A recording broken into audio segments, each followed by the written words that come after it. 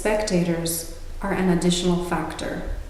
Though greeted by that gaze, we are also dismissed by it, replaced by that which was always there before we were, the model itself. But inversely, the painter's gaze, addressed to the void confronting him outside the picture, accepts as many models as there are spectators. In this precise but neutral place, the observer and the observed take part in a ceaseless exchange. No gaze is stable, or rather, in the neutral furrow of the gaze piercing at the right angle through the canvas, subject and object, the spectator and the model, reverse their roles to infinity. The opaque fixity renders forever unstable the play of metamorphosis established in the center between spectator and model. We do not know who we are or what we are doing, seen or seeing. The painter is observing a place which from moment to moment never ceases to change its content, its form, its face, its identity. But the attentive immobility of his eyes refers us back to another direction which they have often followed already, and which soon, there can be no doubt, they will take again, that of the motionless canvas upon which is being traced, has already been traced perhaps for a long time and forever, a portrait that will never again be erased.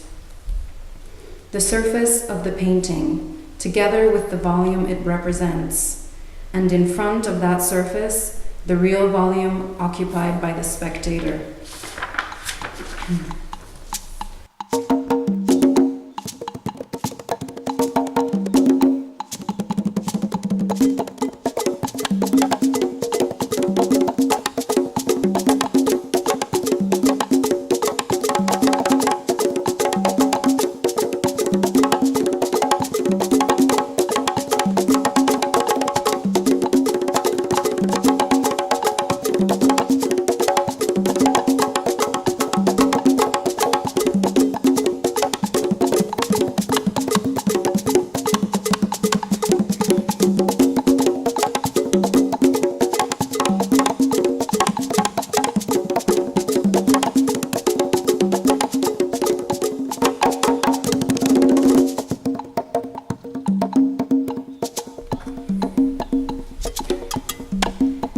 The relation of language to painting is an infinite relation.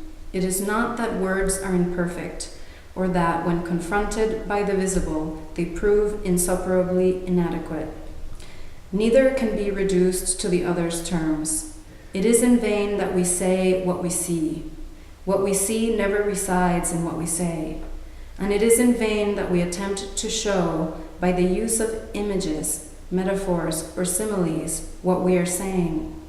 The space where they achieve their splendor is not that deployed by our eyes, but that defined by the sequential elements of syntax.